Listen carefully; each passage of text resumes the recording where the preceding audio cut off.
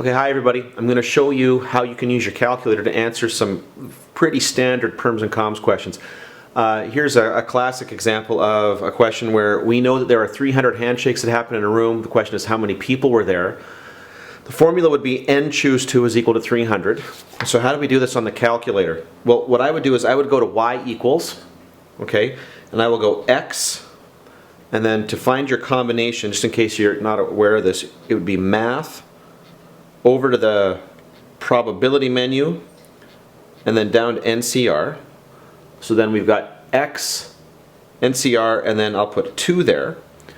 And now what I'm going to do is, I'm not going to graph this because it won't graph, it doesn't really understand how to graph it. But what I'm going to do is go second into my table of values. Okay, and I'm going to investigate the table of values here. I think this is a really useful tool. And I'm just going to go down. Okay, just keep going down until my y-coordinate is equal to 300.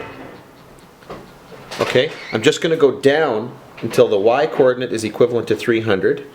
Now it's going to take me a little while, but I know I'm going to get there. Oh, and there it is. I can see right there when x is equal to 25, y is equal to 300. Okay? Another example of a problem that I can solve real quick using the calculator is the number of diagonals problem. Now typically if you do this one, they're going to provide you with the equation. So this is the equation I'm going to enter. So I'll go y equals, and in this case here, the nice thing is I've already got the n choose 2 there. I'm just going to subtract the x, okay, and now I'm going to go back into my table of values. Back in my table of values, and this time I am looking for the 54 on the other side. So I got to go a little ways up here to find the 50, and there it is right there. I can see right at the top there. I slide up and I get 54. Okay, so I can see that the x-coordinate is equal to 12. N choose 2 minus n equals 54 occurs when n is equal to 12. And really quickly, one more, and I'm going to show you this one just in case something like this comes up on the exam.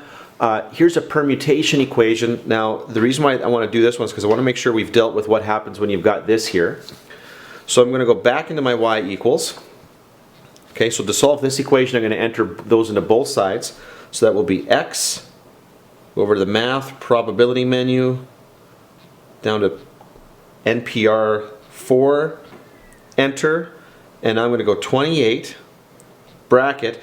And now I'm going to do another set of brackets here. I'm going to put this little piece right here in brackets as well. I want to make sure that the n minus 1 is all in brackets in front of the permutation. So n minus 1, go into my math menu, over to the probability menu, PRB 2, got to get out of there first, put 2, enter, and now what I'm looking for, when I go to my table of values, I'm simply looking for where left side equals the right side. Now, I'm down quite a ways here, so I'm going to go back up, and I'm just investigating where are those two the same, and there they are right there. When I get up to 7, n equals 7, I can see that both y coordinates are the same.